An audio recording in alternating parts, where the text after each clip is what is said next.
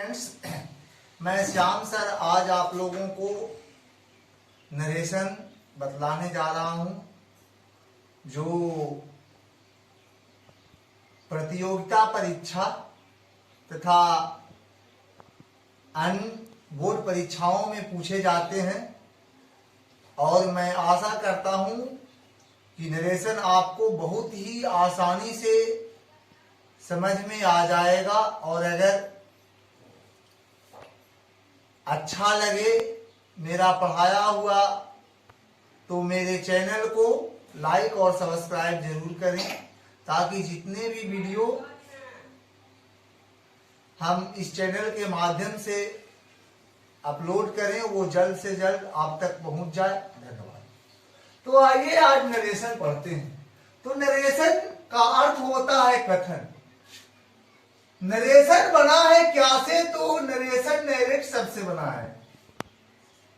Narrate शब्द से, narrate से निर्माण हुआ है किस चीज का? नरेशन का। तो सबसे पहले नरेशन माने कथन होता है। नरेशन को हम स्टेटमेंट भी कह सकते हैं। तो नरेशन को हम स्टेटमेंट भी कह सकते हैं, स्पीच भी कह सकते हैं। तो नरेशन का मतलब हुआ कथन जिसका निर्माण नैरेट शब्द से हुआ और नैरेट का समानार्थी शब्द या इसका अर्थ होता है टू से या टू स्टेट।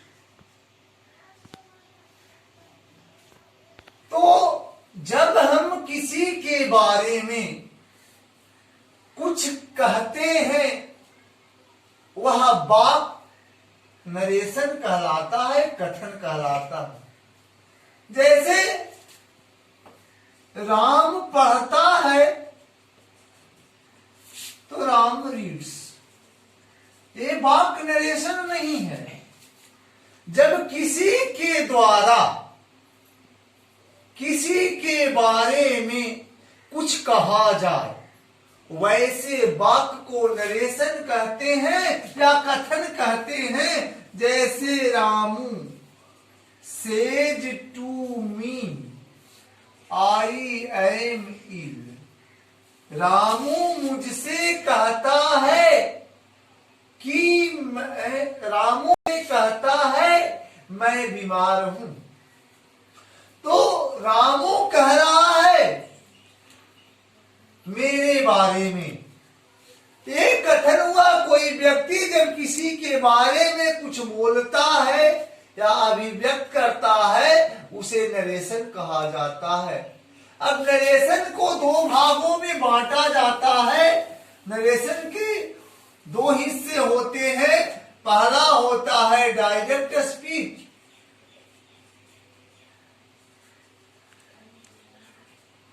जिसको हम प्रत्यक्ष कथन कहते हैं, और दूसरा होता है इनडायरेक्ट स्पीच।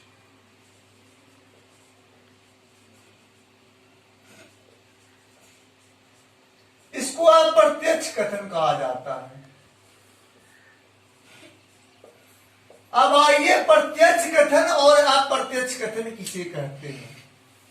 तो डायरेक्ट स्पीच कहा जाता है जब वक्ता के कथन में, वक्ता बोलने वाला, स्पीकर जिसको कहा जाता है, तो जब वक्ता के कथन में बिना किसी हेरफेर या बदलाव किए हुए हम उसे लिखते हैं या बोलते हैं या कहते हैं उसे प्रत्यक्ष कथन डायरेक्ट स्पीच कहा जाता है। जैसे Ramu said to me I am ill।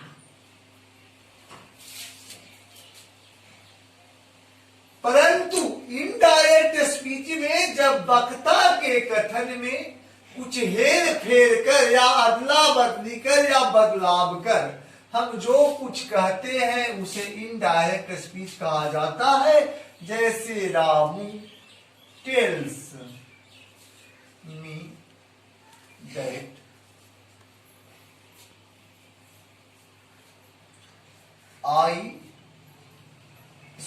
Ramu that he is ill. Ramu मुझसे कहता है मैं बीमार हूं। रामू मुझे बतलाता है कि वह बीमार है। तो जो इसमें परिवर्तन हुआ आई से जो ही प्रोनाउन, तो यह बदलाव फर्स्ट पर्सन इसमें है। First person according to subject, हम आगे जाएंगे तो बतलाएंगे। तो यही जो बदलाव हुआ वाक्य में, उसको अप्रत्यक्ष कथन कहा जाता है। हम नरेशन में डायरेक्ट स्पीच को इनडायरेक्ट स्पीच में कैसे बदलेंगे? सबसे पहले जान लीजिए कि डायरेक्ट स्पीच के वाक्य में क्या क्या होता है, या डायरेक्ट स्पीच के वाक्य में क्या क्या पाया जाता है, उस पार्ट्स के बारे में। जिस प्रकार शरीर में भिन्न भिन्न पार्ट होते हैं, हिस्से होते हैं, आंख, नाक, कान, मुंह, दांत, पैर इत्यादि, उसी प्रकार से नरेशन में डायरेक्ट स्पीच के भी वाक्य में कुछ पार्ट्स होते हैं। आइए हम उस पार्ट्स को सबसे पहले जान लें। अगर हम उस पार्ट्स को जान लेंगे तो हमको डायरेक्ट से इनडायरेक्ट बनाने में कभी परेशानियों का सामना नहीं करना पड़ेगा। आइए parts of direct speech. Direct speech के वाक्य में कौन कौन हिस्से होते हैं? तो सबसे पहले राम सेज टू मी, तो इसमें रामू सेज टू मी, तो इसमें रामू हो गया जो रिपोर्टिंग वर्ब का सब्जेक्ट हो गया, सेज हो गया रिपोर्टिंग वर्ब हो गया, मी हो गया जो रिपोर्टिंग वर्ब के बाद आने वाला ऑब्जेक्ट हो गया, ये कॉमा हो गया, ये दोनों इन्वर्टेड कॉमा हो गया, ये रिपोर्टेड स्पीच का सब्जेक्ट हो गया, ये रिपोर्टेड स्पीच का वर्ब हो गया, ये रिपोर्टेड वर्ब हो गया। और इस पूरा वाक्य को आई ए मील, जो ये पूरा वाक्य है, ये रिपोर्टेड स्पीच कहा जाता है। तो रिपोर्टेड स्पीच माने रिपोर्ट माने सूचित करना होता है, किसी के बारे में ये सूचित करता है वाक्य। तो सबसे पहले ध्यान रखिएगा कि डायरेक्ट स्पीच और इनडायरेक्ट स्पीच जो वाक्य होता है, तो डायरेक्ट से इनडायरेक्ट बनाने में दो ऐसे डायरेक्ट स्पीच का पार्ट्स हैं जो कभी नहीं बदलते हैं। चाहे कुछो ब्रह्मा विष्णु महेश कुछो आ जाए, वो नहीं बदलेगा। और कौन को नहीं बदलता है? तो रिपोर्टिंग वर्ब का सब्जेक्ट और रिपोर्टिंग वर्ब का ऑब्जेक्ट, ये दोनों कभी नहीं बदलता है।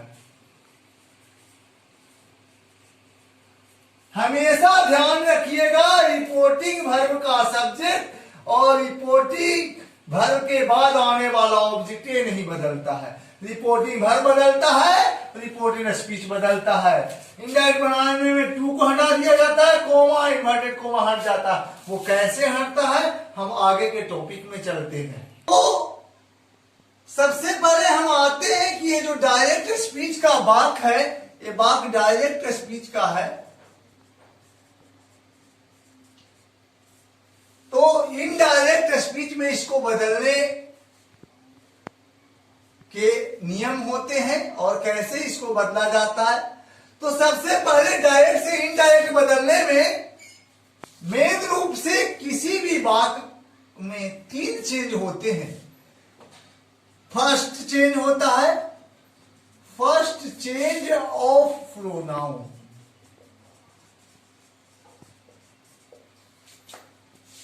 पहला बदलाव प्रोनाउन सर्वनाम का। तो इसमें सर्वनाम के वो टॉपिक पढ़ना है सन बटा 1, 2, 3। तो इसका मतलब हुआ बेटा है, सन माने बेटा, ये बेटा है, ये मां है। तो पर्सन हो गया मां, ये जो तीनों है पर्सन है, पर्सन हो गया मां। तो है फर्स्ट, दूसरा सेकेंड और तीसरा थर्ड। तो फर्स्ट पर्सन में आई भी होता है, सेकेंड पर्सन में यू होता है और थर्ड पर्सन में he, she, it, name and all things in the world.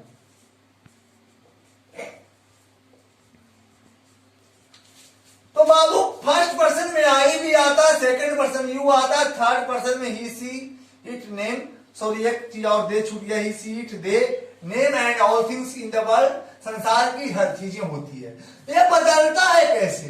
तो अगर सब्जेक्ट है यहाँ आई, बदलता है रिपोर्टेड स्पीच, रिपोर्टिंग वर्ब का सब्जेक्ट नहीं बदलता है। जब बदलेगा तो रिपोर्टेड स्पीच का सब्जेक्ट, और रिपोर्टेड स्पीच का सब्जेक्ट बदलेगा तो यही रिपोर्टेड स्पीच का सब्जेक्ट बदलेगा। सन बटा 1 2 3। एक मतलब हुआ कि अगर फर्स्ट पर्सन रहेगा तो सब्जेक्ट के अनुसार, अगर यहाँ यू आर इन रहेगा तो ऑब्जेक्ट के अनुसार, और अगर यहाँ ही इज रहेगा तो third person is not change, third person में कोई बदलाव नहीं किया जाता है। तो यही फर्स्ट चेंज ऑफ प्रोनाउन। तो फर्स्ट चेंज ऑफ प्रोनाउन में क्या चलेंगे? First person. First change of pronoun में भी 3 टॉपिक बदलता है। First person according to subject, B second person according to object,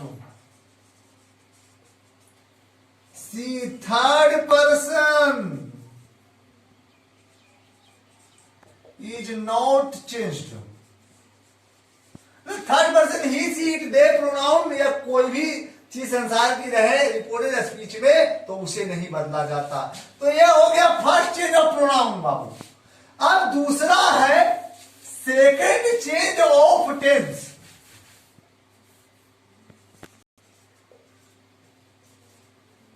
दूसरा है सेकेंड चेंज ऑफ टेंस।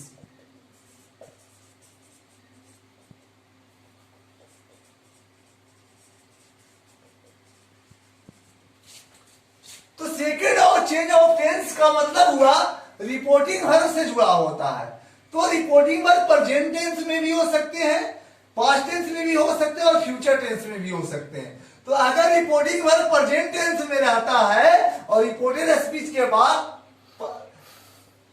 कोई भी टेंस में रहे तो रिपोर्टेड स्पीच के बाद के टेंस में कोई परिवर्तन नहीं होता है। अगर रिपोर्टिंग वर्ब फ्यूचर टेंस में रहे और रिपोर्टेड स्पीच का बाद भी किसी टेंस में रहे तो टेंस में परिवर्तन नहीं होता। परंतु अगर रिपोर्टिंग वर्ब पास्ट टेंस में रहे और रिपोर्टेड स्पीच का बाद प्रेजेंट या फ्यूचर टेंस में रहे तो उसे भी टेंस के अनुसार पास्ट टेंस में बदल दिया जाता है। तो ये चेंज ऑफ टेंस हुआ बाबू। तीसरा चेंज ऑफ सेंटेंस। तो चेंज ऑफ सेंटेंस का मतलब हुआ बाबू वाक्य से कि रिपोर्टेड स्पीच में कैसा वाक्य रहेगा। अगर रिपोर्टेड स्पीच में अफर्मेटिव रहेगा तो सेज को टेल्स में, से रहेगा तो टेल में, बिल से रहेगा तो बिल टेल में। या अगर वाक्य रिपोर्टेड स्पीच का इंट्रोगेटिव रहेगा और यहां सेड रहेगा तो आस्क्ड में बदल जाएगा। अगर वाक्य कमांड सेंटेंस का रहेगा ऑर्डर में बदल जाएगा। अगर वाक्य एक्सक्लाइमेट सेंटेंस का रहेगा एक्सक्लाइमेट विथ जॉय, एक्सक्लाइमेट विथ सोरो हो जाएगा। अगर प्रार्थना रिक्वेस्ट का बोध कराएगा, प्लीज काइंडली लगा हुआ रहेगा रिपोर्टेड स्पीच के बाद में तो रिक्वेस्टेड लगेगा। प्रार्थना का वाक्य होगा तो उसमें प्रेयर लगेगा या प्रेयर लगेगा। तो टेंस के अनुसार, सॉरी सेंटेंस के अनुसार हम वाक्य को बदलते हैं और यही 3 बदलाव डायरेक्ट से इनडायरेक्ट स्पीच में होते हैं। हम सबसे पहले जान लेते हैं कि डायरेक्ट स्पीच के बाद से इनडायरेक्ट में क्या क्या परिवर्तन होता है। तो सबसे पहले सेज को बदल देंगे, यहां रामू टेल्स मी। अगर ऑब्जेक्ट रहेगा तो सेज को बदलेंगे, ऑब्जेक्ट नहीं रहेगा, अगर खाली रहेगा Ramu says I am ill तो रामू सेज के सेजे रह जाएगा बाबू। अब टू को हटा दिया जाता है, इन्वर्टेड कोमा और कोमा को हटाकर यहां पर दैट का प्रयोग किया जाता है। अब बाबू first person according to subject, तो रामू के अनुसार आई को हम ही में बदल देंगे, क्योंकि प्रेजेंट टेंस का ही भाग है, ये भी प्रेजेंट टेंस का इज बदल देंगे, ही इज इल। इसी प्रकार यहां Ramu says that he is ill.